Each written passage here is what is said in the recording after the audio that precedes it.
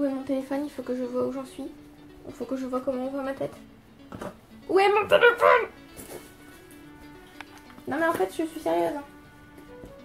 Il est là, je suis trop débile. Bonjour à tous. Alors voici la deuxième partie du bookshelf tour. On part des thrillers. Enfin le premier livre qui sera présenté c'est un roman jeunesse. Une romance jeunesse il me semble.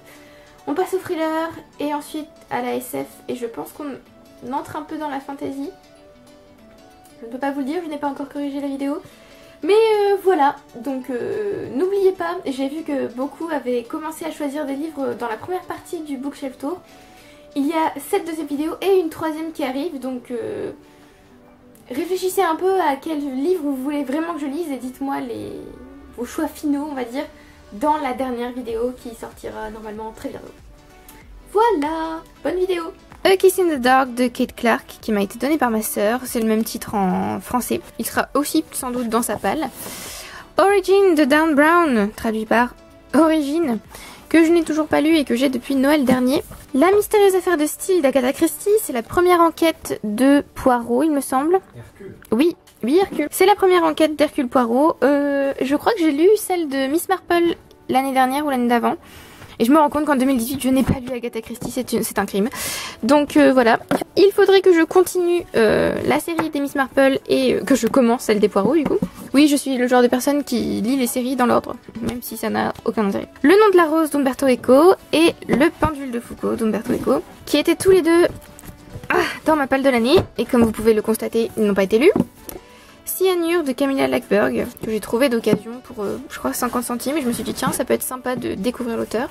Millennium tome 4, ce qui ne me tue pas de David Lagerkrantz, que je n'ai toujours pas lu parce que j'ai peur de ce que ça peut donner, vu que ce n'est plus l'auteur d'origine. La Symphonie des Spectres de John Gardner, qui m'a été offert par Gabi et qui est énorme. Voilà, donc là si vous n'aviez pas remarqué, à partir d'origine on est passé dans la catégorie thriller en fait. Je vous le dis, enfin thriller, oui, à peu près. Thriller policier, un petit mélange comme ça. Mystère, on va dire. Shutter Island de Denis Lehan, que j'ai toujours pas lu, que j'étais censée lire cette année, voilà, c'est... Le fantôme de l'opéra de Gaston Leroux, qui apparemment est bien ennuyeux, donc on verra. Spellman et associé de Lisa Lutz, que j'ai depuis tellement longtemps, c'est un premier tome de série, je crois qu'il y a 5 tomes. Voilà, c'est le deuxième tome. The Quincunx, je ne sais pas comment on dit, de Charles Palliser, que j'ai acheté pour le mémoire de l'année dernière et que je n'ai pas lu parce que je ne m'en suis pas servi vu que je n'ai travaillé que sur des auteurs féminins. Et vous verrez que ce livre est gigantesque. Plus de 1200 pages, mais on apprécie. Allez. Ensuite, on a Alice Pretty Little Lies. C'est un hors-série sur la série Pretty Little Liars. Et là, c'est le tome 3, Perfect. Et on a aussi Before I Go to Sleep de S.J. Watson. On passe à la catégorie du dessous. Je vais galérer ma race, je vais devoir m'allonger par terre, ça va être trop bien. Ah, c'est ça le bruit que j'ai entendu. Oui, c'est ça, oui. Alors je pense que vous n'allez plus rien voir parce que là il fait très sombre vu que c'est très près du sol. Il y a la petite Mishka là, si ça vous tente. Alors on a Peur Express de Joey Tech qui m'a été offert par Gabi. Comme je vous dis, je vais aussi faire une palle spéciale Gabi. Donc en fait tous ceux qu'elle m'a offert seront dans ma palle pour 2019. Vas-y, plein faut qu'on fasse des cadeaux. Mais non, pas du tout. Si vous voulez les choisir pour ma palle 2019, vous pouvez me dire, bah tiens, dans la palle Gabi, je voudrais que tu lises surtout celui-là parce qu'il est top, ce genre de trucs. The Hitchhiker's Guide to the Galaxy de Douglas Adams, alors là c'est l'intégrale. Donc on a tous les tomes et on a en plus des nouvelles, le Guide to the Guide, tout ça. Donc tout ça. Est-ce que ça repasse? Oui. The Power de Naomi Alderman, que je devais lire cette année, que je n'ai pas lu, que j'ai acheté d'ailleurs en février exprès pour le lire, lol, qui a été traduit par Le Pouvoir. La Nuit des Temps de René Barjavel. Donc là on est passé, j'oublie tout le temps de vous dire les sections dans lesquelles on est passé, mais en fait là on est passé dans la SF depuis The Hitchhiker's Guide to the Galaxy. The Darkest Minds de Alexandra Bracken, qui a été traduit par Les Insoumis. Et il y a un film qui est sorti là cette année, que j'ai pas vu du coup vu que j'ai pas lu le premier tome. Red Rising de Pierce Brown, tout le monde me dit de lire ce livre, donc il faudrait peut-être que je m'y mette. The Passion of New Eve d'Angela Carter. J'aime beaucoup Angela Carter, mais j'ai un petit peu peur de lire ses romans, parce que son écriture est assez spéciale, on va dire. Donc vu que j'ai lu que des nouvelles, je me dis que...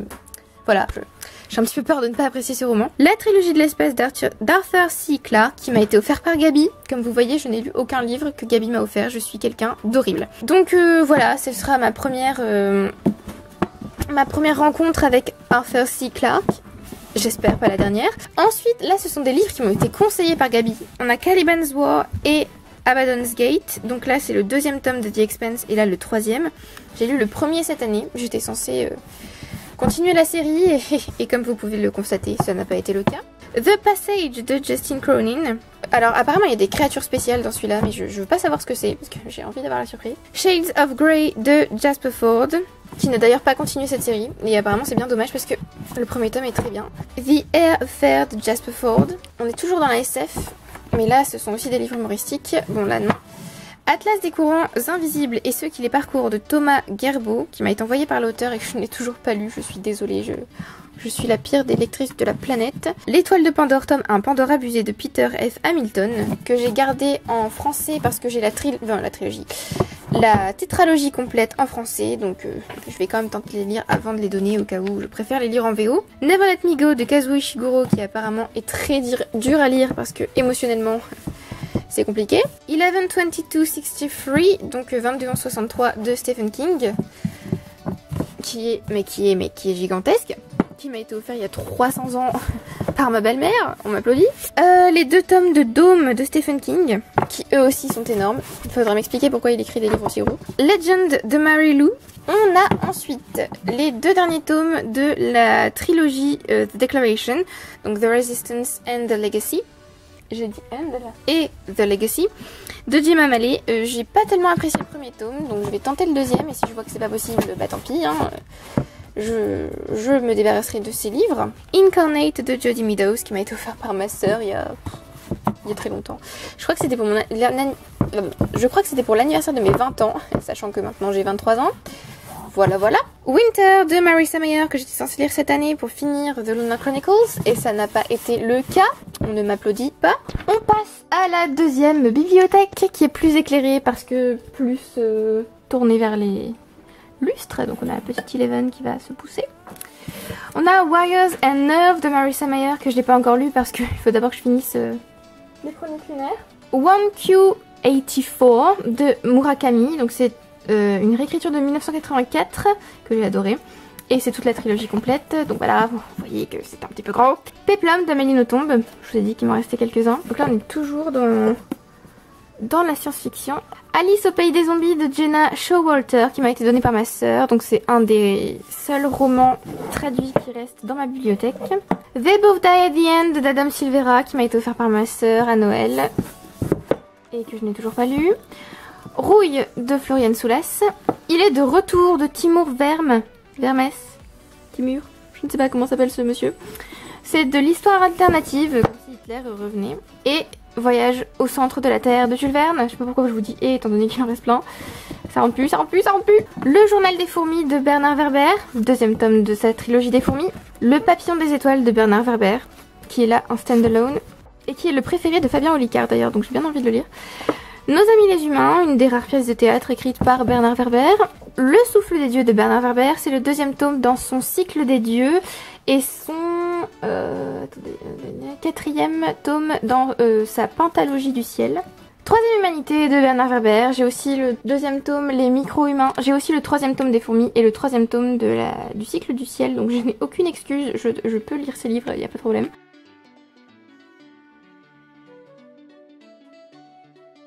Bon, alors là on passe à la fantastique fantasy. Comme je vous l'ai déjà dit, je ne fais pas trop la différence parce que je m'en fous un petit peu, je vous avoue.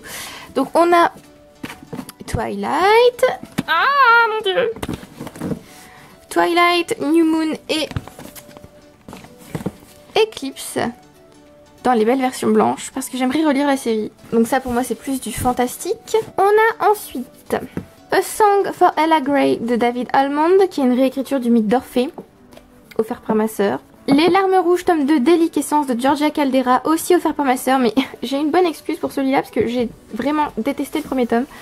Et en fait, elle a commandé par erreur 2 fois le 2e tome. Donc elle m'a donné son autre édition, mais je n'ai aucune envie de le lire. The Magic Toy Shop d'Angela Carter. C'est le magasin de jouets magiques, je crois, en français.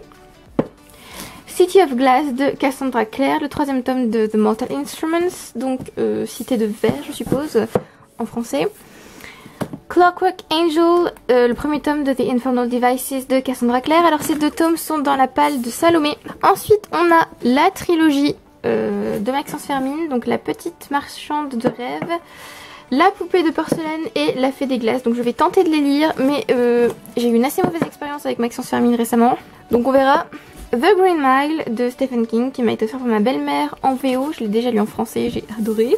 The Graveyard Book de Neil Gaiman que j'ai déjà lu en français aussi, c'était L'étrange vie de Nobody Owens.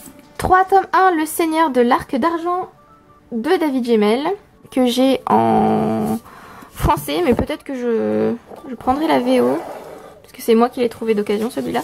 Ruby Red et Sapphire Blue, les 2 premiers tomes de la trilogie des Gemmes de Kirstin Geyer dans ces magnifiques éditions hardback. La communauté du Sud, tome 1, Quand le danger rôde de Charlène Harris, que j'ai aussi en VF, mais bon. Unsnared d'A.J. Howard, le 3e tome de sa série Splinted, que j'étais aussi censée finir cette année. Groot vous dit bonjour, et Hermione aussi. Peut-être commencer par vous présenter ceux qui sont au-dessus. Donc on a Breaking Dawn de Stephanie Meyer, le 4e tome de Twilight, et The Short Second Life of Brie Tanner, la brève je ne sais plus quoi, la nouvelle sur une des nouveau-nés dans la série Twilight. On a ensuite Les Rumeurs d'Issar, le talisman perdu de Marie Caillé, The Snow Child de Eowyn Ivy que je suis censée lire cet hiver, Everyday de David Levithan, The Song of Achilles de Madeline Miller, Sépulcre de Kate Moss. Alors vous remarquerez la taille de ce livre. The Time Traveler's Wife de Zoe Niffenegger, qui est aussi énorme. Arcadia de Ian Pierce, je vous disais, gros livre. Et celui-là est surtout gros parce qu'il est en hardback. The Red Pyramid de Rick Riordan. Je crois que ce sont les chroniques de Cain. Le tome 2 du Cercle Blanc de Nora Roberts, La Danse des Dieux. My Sword End is Singing de Marcus Sedgwick, qui n'a pas encore été traduit en français il me semble. Alors là je vais pas vous les sortir, mais voici les 5 derniers tomes de Vampire Chronicles. Donc le 5, le 6, le 7, le 8 et le 9. J'ai été assez déçue par le 4, donc je me suis arrêtée, mais j'étais censée finir aussi cette série cette année. Carrion Comfort de Dan Simmons. Ça a l'air sympathique, il y a des vampires. Daughter of Smoke and Bone de Laini Taylor. Justine d'Alice Thompson, c'est le seul... Allez, Justine ou les malheurs de la vertu. Ouais, c'est ça. Ah bah voilà. C'est le seul livre qui porte mon nom à part Justine ou les malheurs de la vertu. Et en fait c'est une réécriture du roman de Sade. Voilà. Que j'aimerais lire un jour d'ailleurs, mais Marquis de Sade. Oui, du Marquis de Sade. Que j'aimerais lire un jour d'ailleurs, mais je ne suis pas persuadée que... Pourquoi tes parents t'ont appelé Justine du coup? Non, non, ils m'ont pas appelé Justine pour ça, t'en fais pas. Ah, on sait. Arrête ça. Je viens de l'eau, s'il te plaît. Oui, je suis ton assistant vidéo. C'est ça. L'ombre du vent de Carlos Ruiz Zafón. Assistant vidéo. Et là, on passe plutôt à la fantasy. Merci, je t'aime aussi. Attendez, je vais changer de main. Oraison, l'intégrale de Samantha Bailly, qui ne rentrera plus jamais. L'Enchanteur. Tiens, fais gaffe, c'est de l'eau liquide. L'Enchanteur de René Barjavel. L'Enchanteur étant Merlin, évidemment. Elana, tome 2 et tome 3, donc l'envol et la prophétie, parce que je suis une des rares personnes sur Terre à avoir lu un seul livre de Pierre Bottero dans ma vie, à part Gaël bien sûr qui n'en a lu aucun. Bien sûr que j'ai déjà lu des livres.